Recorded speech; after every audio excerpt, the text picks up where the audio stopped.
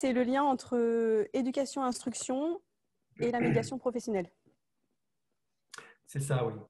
Et tu voudrais également savoir, en fait, le lien qu'il pourrait y avoir entre l'instruction, les médiateurs professionnels et Louise Michel.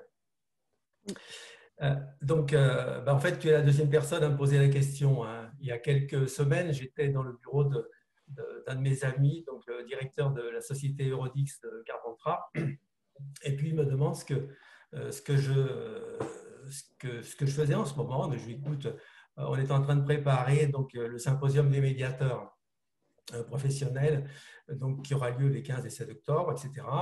Et puis cette année, nous avons un thème qui est l'instruction et dont la marraine est Louise Michel.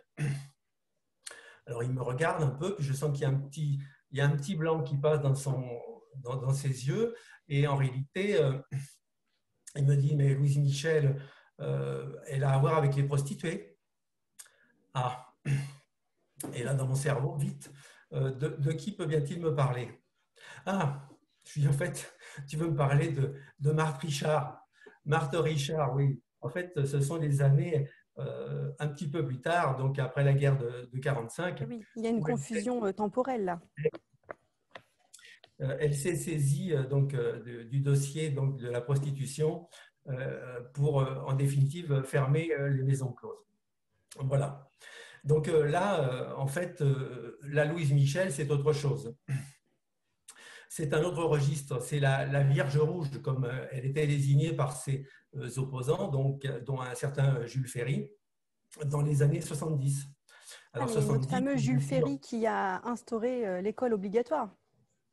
Et oui, c'est celui-là. Ouais. Alors, Tu pourtant, veux ils dire étaient qu'il y aurait opposés. un lien entre Louise Michel, Jules Ferry et le thème d'aujourd'hui? Alors, oui, en quelque sorte, l'instruction, effectivement, elle a été mise, on a obligé les enfants, les petits-enfants à venir à l'école, et ça a posé quelques difficultés malgré tout, puisque les parents n'étaient peut-être pas tous prêts à voir leurs enfants partir à l'école.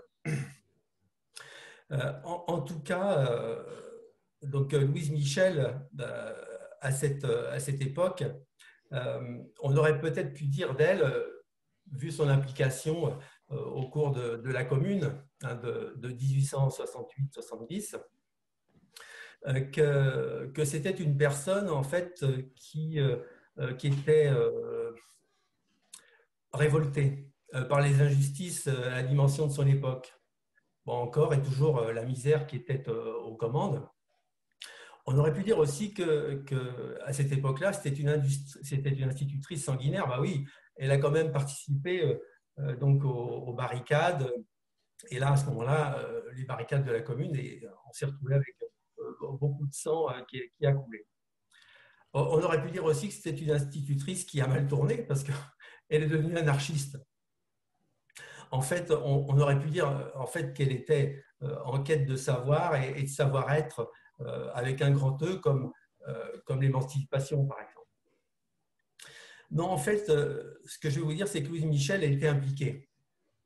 Alors, je ne vais pas vous faire le coup de l'omelette au lardon, hein, parce que vous comprendrez tout de suite que dans cette affaire, l'omelette, la poule est à distance, elle a fourni son œuf, tandis que le cochon, pour lui, c'est une autre affaire. Il est carrément impliqué. Alors, c'est qu'il y a une part de risque à s'impliquer. Maintenant, qu'ai-je à gagner ou perdre, comme le disait Jean-Louis ce matin, c'est toute une histoire. Chez nous, aujourd'hui, intervient une polémique sur l'instruction. Alors, chez nous, en ce moment, la question essentielle, tenez-vous bien, porte sur la longueur des jupes des filles et de leur tenue vestimentaire. Il faut dire que cette question-là, elle se posait guère donc à l'époque de Louise Michel. La vraie question, c'était plutôt que les personnes aient de quoi se vêtir, et c'était de faire accéder les enfants à l'école plutôt que de leur en interdire l'entrée. Probablement que Louise Michel, elle a entendu les mêmes slogans que nous aujourd'hui. Notre jeunesse, alors je vais vous en citer un ou deux. Notre jeunesse aime le luxe, elle est mal élevée, elle se moque de l'autorité et n'a aucune espèce de respect pour les anciens. nos enfants aujourd'hui sont des tyrans. Ils ne se lèvent pas quand un vieillard entre dans une pièce, ils répondent à leurs parents et ils sont tout simplement mauvais. Les jeunes d'aujourd'hui ne pensent qu'à eux. Ils n'ont pas de respect pour les parents et la vieillesse. Ils sont impatients et refusent toute contrainte. Pour ce qui est des filles, alors, elles n'ont aucune retenue. Elles sont impudiques. Elles n'ont aucune distinction dans leur discours, leur comportement et leur habillement. Alors, on pourrait penser que ce sont des discours d'aujourd'hui. En réalité, le premier, c'était un discours de Socrate il y a 2500 ans, et le second, un nommé Pierre l'Ermite en 1274. Alors évidemment, quand on développe ces points de vue, il peut être tentant de les réprimer. Ils ont l'air très actuels encore, Michel. Ben voilà, tu me tends la perche là un petit peu, mais c'est peut-être un petit peu ambitieux de faire des liens qui pourraient quelquefois être hasardeux. Toutefois, j'entends dire à tout instant, et j'ai entendu dire encore tout à l'heure en préparant notre intervention, que l'on préconisait dans les temps plus anciens qu'il n'y a pas de remède plus souverain que la force, et qu'en dehors de la force, tout est vain et stérile.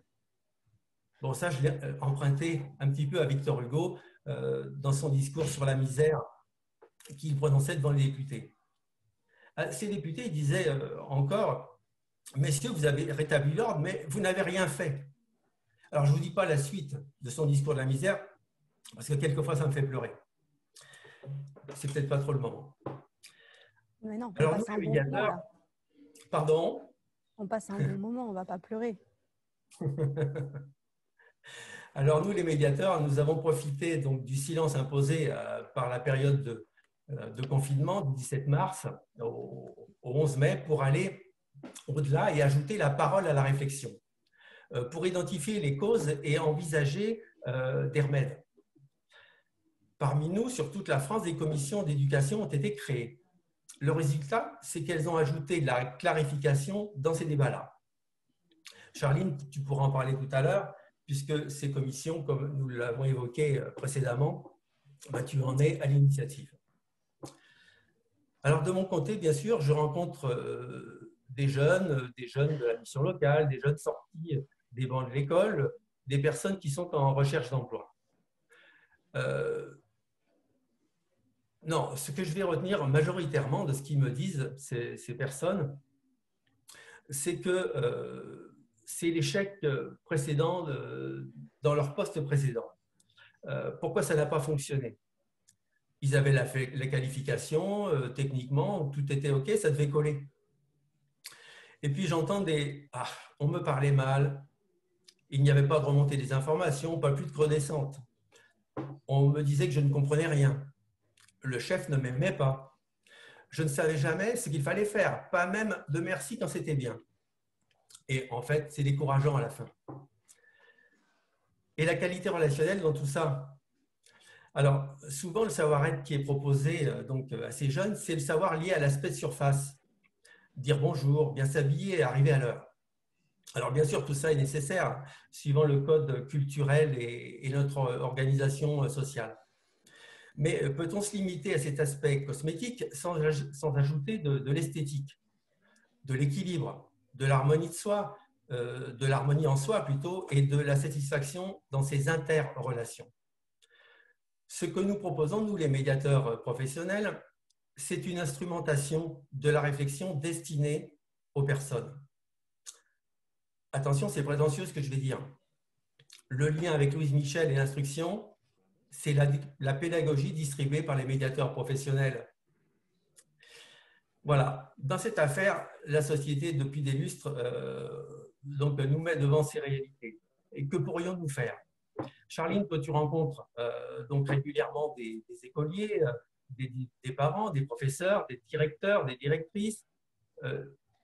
Et du coup, tu as certainement une expérience à partager. En attendant, tu as choisi une phrase de Louise Michel, peut-être un peu violente pour certains. Est-ce que tu pourrais nous la citer? Bien sûr, merci Michel. Effectivement, en 1886, Louise Michel a dit « La tâche des instituteurs, ces obscurs soldats de la civilisation, est de donner au peuple les moyens intellectuels de se révolter. » Alors, on peut se poser la question si l'école est un instrument de révolte. Oui, c'est un petit peu contradictoire tout ça. Donc, se procurer des moyens intellectuels pour se révolter, est-ce que ça ne serait pas mettre le fruit, enfin plutôt le verre dans le fruit, non? C'est comme ça que ça fonctionne. Le verre dans le fruit et puis à nouveau voir des barricades s'élever et voir des situations compliquées à gérer pour le coup autour de nous dans la société en général. En tout cas, Louise Michel a proposé quelque chose. Et puis, elle était elle aussi institutrice.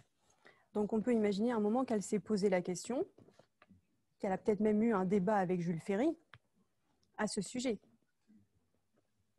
Ah, tu es allé jusque-là, tu penses? C'est Jules Ferry qui a instauré l'école obligatoire à l'époque. Maintenant, on sait que c'est obligatoire à partir de 3 ans. Sauf que les principaux concernés, les enfants, on ne leur a jamais posé la question, savoir s'ils voulaient aller à l'école.